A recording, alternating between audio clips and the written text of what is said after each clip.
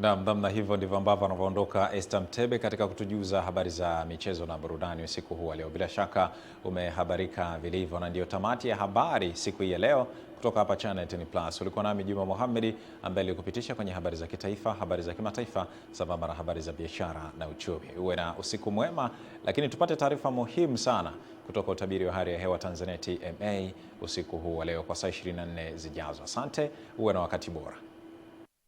Habari za wakati huu na karibu katika utabiri wa hali ya hewa ambao ni wa saa 24 zijazo. Na tukianza na usiku wa leo, ni matarajio yetu kuwa maeneo yanayozunguka ziwa Victoria pamoja na maeneo ya magharibi mwa nchi yetu, maeneo haya yanatarajiwa kuwa na hali ya mawingu kiasi pamoja na ngurumo za radi katika maeneo machache. Maeneo ya nyanda za juu kusini magharibi, kusini mwa mkoa wa Morogoro, Ruvuma, Lindi pamoja na Mtwara, maeneo haya yanatarajiwa kuwa na hali ya mawingu kiasi, mvua na ngurumo za radi katika maeneo machache.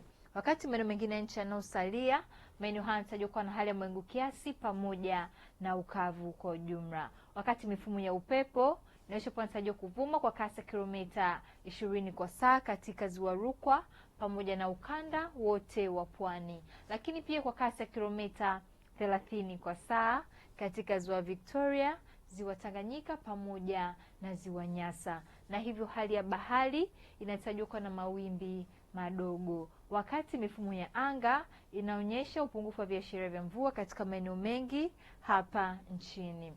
Na kwa siku ya kesho, ni matarajio yetu kuwa maeneo ya nyanda za juu kusini magharibi, kusini mwa mkoa wa Morogoro pamoja na Ruvuma, maeneo haya yanatarajiwa kuwa na hali ya mawingu, mvua na ngurumo za radi katika maeneo machache pamoja na vipindi vifupi vya jua.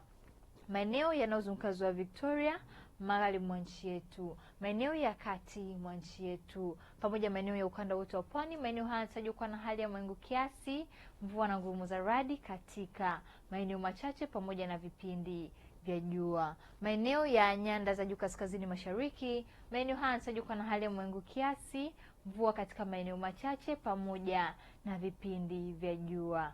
Na kutoka Mamlaka ya Hali ya Hewa Tanzania hatuna la ziada. Ulikuwa nami Rebecca William, tukutane hapo kesho muda wakati kama huu.